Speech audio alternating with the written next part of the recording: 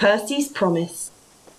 A mob of excited children poured out of Annie and Clarabel one morning and raced down to the beach. "They're the Vicar's Sunday School," explained Thomas. "I'm busy this evening, but the station master says I can ask you to take them home." "Of course I will," promised Percy. The children had a lovely day, but at tea time it got very hot. Dark clouds loomed overhead. Then came lightning, thunder, and rain. The children only just managed to reach shelter before the deluge began. Annie and Clarabel stood at the platform. The children scrambled in. "Can we go home, please, station master?" asked the vicar.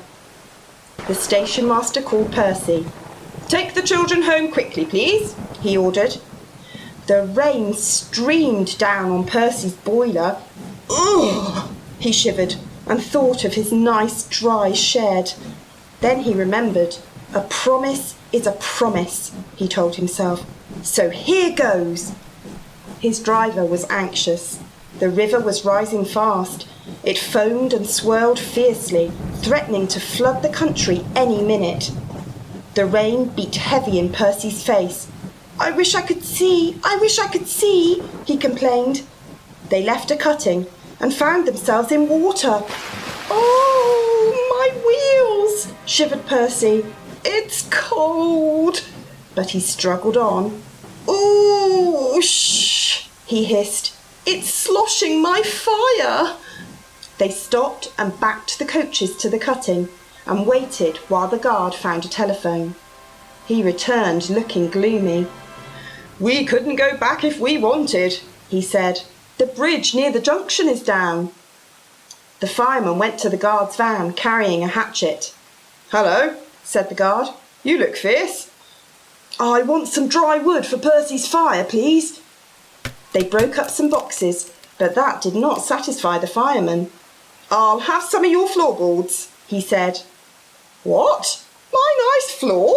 grumbled the guard. "I only swept it this morning." But he found a hatchet and helped. Soon they had plenty of wood stored in Percy's bunker. His fire burnt well now. He felt warm and comfortable again. Bzzz, bzzz, bzzz. "Oh dear," thought Percy sadly. "Harold's come to laugh at me." Bump! Something thudded on Percy's boiler. "Ow!" he exclaimed in a muffled voice. "That's really too bad.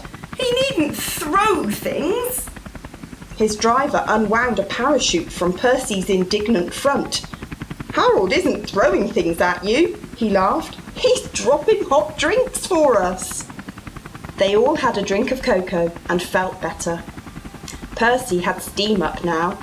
"Peep, peep! Thank you, Harold," he whistled. "Come on, let's go." The water lapped his wheels. "Ugh!" he shivered. It crept up and up and up. It reached his ashpan. Then it sloshed at his fire.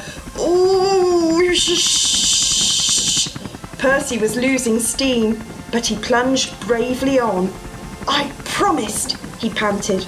"I promised." They piled his fire high with wood and managed to keep him steaming. "I must do it," he gasped. "I must, I must, I must." He made a last great effort and stood, exhausted but triumphant, on rails which were clear of the flood. He rested to get steam back, then brought the train home. "3 cheers for Percy!" called the vicar, and the children nearly raised the roof. The fat controller arrived in Harold. First, he thanked the men. "Harold told me you were a wizard, Percy. He says he can beat you at some things," Percy snorted, "but not at being a submarine." He chuckled. "I don't know what you've both been playing at, and I won't ask, but I do know that you're a really useful engine." "Oh, sir," whispered Percy happily.